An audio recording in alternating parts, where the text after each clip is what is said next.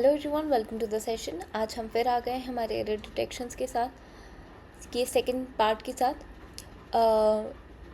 पहले हम डायरेक्शंस देखते हैं। हमारे डायरेक्शंस हमें क्या दिए गए हैं। In the following question each sentence is divided into 4 parts. तो हर सेंटेंस आपका 4 पार्ट में डिवाइडेड है।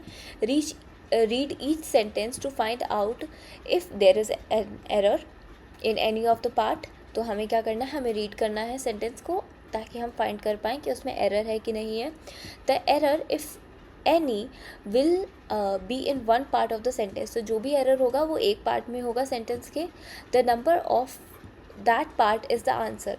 और जिस पार्ट में एरर है वो हमारा आंसर हो जाएगा। If there is no error the answer is E. जो अगर हमारे पूरे सेंटेंस में कोई भी आंसर नहीं, हमारा एरर नहीं है, तो हम क्या मार्क करेंगे, ऑप्शन ई मार्क करेंगे। So with that let's move to question number 1। The car I bought was expensive so I did not drove it home that night. यहाँ पे स्टूडेंट्स जैसे कि आप देख सकते हैं हमने वर्ड यूज़ किया है डिड, आई डिड।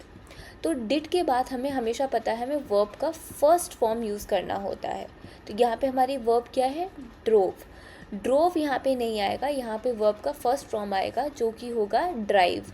तो जो एरर है हमारा वो ये है, ड्रोव नहीं आएगा, यहाँ पे आएगा ड्राइव। ठीक है, सो हमारा एरर है ऑप्शन सी में, आई did not drive. Now let's move to question number 2. If I had 3 motorcycles, I would have given one to Rohan and keep the 2 for my sons. तो यहाँ पे स्टूडेंट्स जैसे कि देख सकते हैं आप, if I had की बात हो रही है, ठीक है। तो ये वाला पार्ट में हमारा जो एरर है वो कहाँ पर है, would have given. Would have given नहीं आएगा, यहाँ पे वुड गिव आएगा, क्योंकि यहाँ पे हमारे पास हमने क्या वर्ड यूज़ किया है, आई के बाद हैड। ठीक है, और हैड जो होता है वो हमें शो करता है पोजेशन किसी भी चीज़ का। इसलिए यहाँ पे जो हमारा एरर है वो ऑप्शन बी में है, और इसको करेक्ट करना मैंने आपको बता दिया है, I would give. Okay, now let's move to question number 3, which is after a heated canvas in which he made a series of brilliant speeches, he was beaten by a narrow margin in New York. So एक heated canvas के बाद, यहाँ पे canvas, ये जो canvas है students, यहाँ पे इसका मतलब क्या होता है, जो कैनवस आप यूज़ करते हैं पेंटिंग करने के लिए, राइट। एक स्ट्रेच फैब्रिक को जब हम एक वुडन फ्रेम के ऊपर जब हम उसको स्ट्रेच करके पुल करते हैं कैनवस को, कपड़े को, तो उसको हम कैनवस बोलते हैं, और उसको हम यूज़ करते हैं for making art forms with oil painting. But यहाँ पे जो कैनवस की बात हो रही है वो कैनवस नहीं, वो कैनवास है। सो इसकी स्पेलिंग यहाँ पे मिस्टेक है, विच इज़ CANVAS। ये वाला कैनवस यूज़ होगा, क्योंकि यहाँ पे हम बात कर रहे हैं समथिंग रिलेटेड टू इलेक्शंस। तो सॉलिडेट वोट्स फ्रॉम इलेक्टर्स और मेंबर्स को हम बोलते हैं canvass. After a heated canvas in which he made a series of brilliant speeches, he was beaten by a narrow margin in New York. तो हमारा जो option हमारा गलत है वो है ऑप्शन ए यहाँ पे, जिसमें एरर है। Now let's move to question number 4.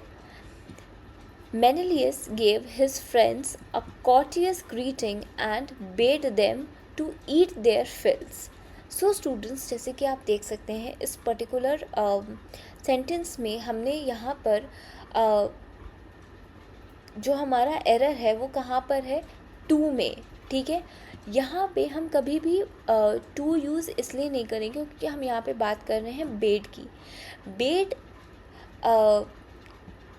लेता है प्लेन इन्फिनेटिव्स को, और इन्फिनेटिव्स में कभी भी हम टू का यूज़ नहीं करते हैं वर्ब के फर्स्ट फॉर्म से पहले। ठीक है, इसलिए यहाँ पर जो टू है ये एक एरर है, एंड दैट्स वाई हमारा जो डी ऑप्शन है वो एक एरर है। Now let's move to question number 5, which is until the manager will not order the accountant he will not pass the bills। तो यहाँ पे बात हो रही है एक मैनेजर की, जब तक वो ऑर्डर रिलीज़ नहीं करेंगे तो अकाउंटेंट आगे बिल पास नहीं करेंगे। तो यहाँ पे जो हमारा ग्रामेटिकल एरर है स्टूडेंट्स, वो कहाँ पे है, विल नॉट पे।